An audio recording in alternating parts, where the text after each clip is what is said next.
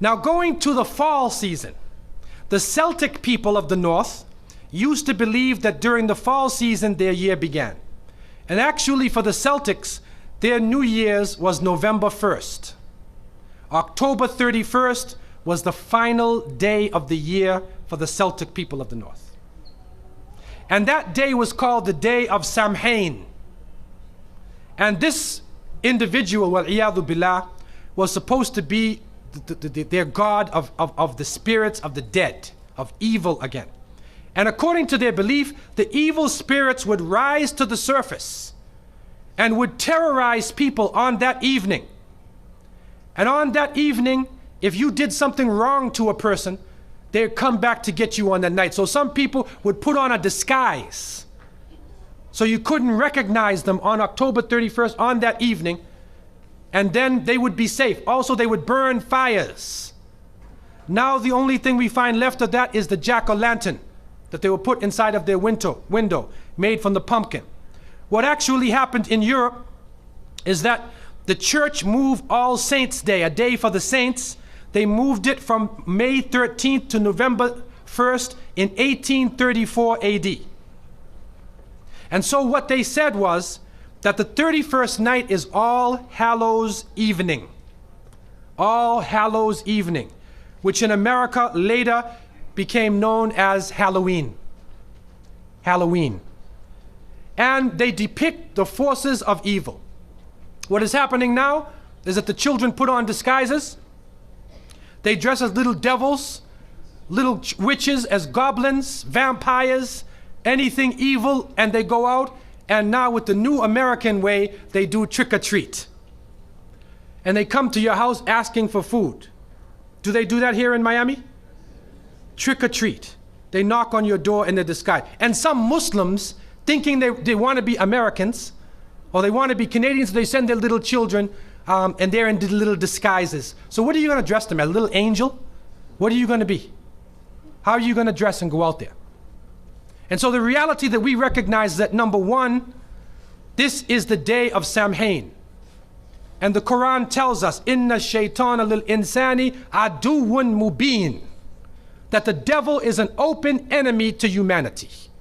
There is no compromise with the devil. And so we don't play around and disguise ourselves as little devils, little shayateen. We do not disguise ourselves as this, because it is an open enemy to the people of monotheism. Also, there are a number of other aspects. What is happening now, as you may know in America, is that there is a new church coming about, which is called the Church of Satan. Wal-iyadhu billah. And in the 60s in San Francisco, the church was initiated. And right now in the American army, if you are Jewish and you die, they bring you a rabbi. If you're a Muslim, they'll bring you an imam.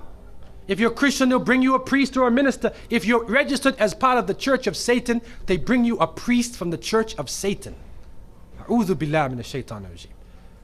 And he is performing these rites and rituals, calling on the devil to accept his initiate. And so this is growing in this society. And they actually did a couple movies. They did this Rosemary's Baby. All right, they also, The Exorcist. And a number of movies they did to frighten people with evil, that you will be so afraid of evil. And they show the priests as bumbling idiots, falling down over their feet, can't do anything, running away from the devil. And the devil is a businessman in his suits. And he has the power of lightning and everything. So even though the devil dies in the end, you end up being more afraid of the devil than anything else. That's part of the plot, to brainwash people to be afraid of the shaitan. The reality is that the Prophet ﷺ said that the upper hand is better than the lower hand. Al-yad al-ulya khayrun min al-yad al-sufla. That the upper hand is better than the lower hand. What that means is you should be the one who gives and don't beg. That we should not be begging. And so to send a Muslim child out to trick-or-treat is a demeaning, lowering thing. You're asking them to beg people for food. Then they're dressed up as a way that they're not. Then when the candies and things come in the bag, how do you know what it is they actually gave you? Is it halal? Most of the candies today are made with gelatin, with glycerin. They're made with pork products. We had one person in our area, in the Boston area where I grew up, one person in our area, in our project, he used to sit back and he used to give everybody X-Lax. You know X-Lax? He'd give you chocolate and he puts X-Lax in the thing. And then he goes around and waits the next day to see everybody. So they can do anything to you, man. You have no control over the situation. You have no control. And what is also happening is that there are some evil, wicked-minded people who are attacking children on that night. I don't know about Miami, but in Canada now, they openly say on the television, do not send your children trick-or-treating by themselves. Do not go in darkened streets. Move as a group. Don't go to a house that you don't know the people on the inside. And there are literally groups of Satanists who are capturing children, and they're performing a rite, sacrificing the child on that evening of Samhain, supposedly to get more spiritual power. It's happening right now. And so from so many angles, Muslims should have nothing to do with Halloween. And if your children are in school, go to the teacher. Go to the teacher and make it clear to the teacher, we do not involve our children in these ceremonies. Even the Jehovah's Witnesses will go to the teacher and tell them, take my child out of Halloween. They don't even believe in that. Take my child even out of your Christmas. They're not involved in that. What can happen during these occasions, if you want them to draw pictures of pumpkins or, fall plants, okay. But we don't want to be involved in these confused rituals that are giving signals from many different angles. And so, in conclusion, we recognize the fact that the present system of rituals and holidays in this country and in the Western countries is a confused hodgepodge of cultural rituals. And it is important for Muslims to have basira, that they should have the insight to look through affairs and do not just blindly follow the ways of the Christians and the Jews. The Prophet, peace be upon him, said, you will follow them. You will follow the people who came before you inch by inch, foot by foot. Even if they crawl into the hole of a lizard, you crawl inside there with them. And then they said, who are these people? Are they the Christians and the Jews? And the Prophet, peace be upon him, said, who else? And so it has come to pass. And you can't Islamicize these occasions. You can't use Arabic names and Islamic symbols to make it halal. We have to take a stand. And secondly, it is important for Muslims to cherish their own holidays. When the Eid al-Fitr comes, take the day off. There are some Muslims who go to work on Eid. They go to Eid prayer and they go to work. So what happens to your children? They don't have a chance to relax and enjoy themselves. Organize an activity. Bring their families together. Eat together. Do things together. Remember Allah subhanahu wa ta'ala together. Make it a happy occasion for them. They will remember their Eids. Eid al-Fitr, Eid al-Adha.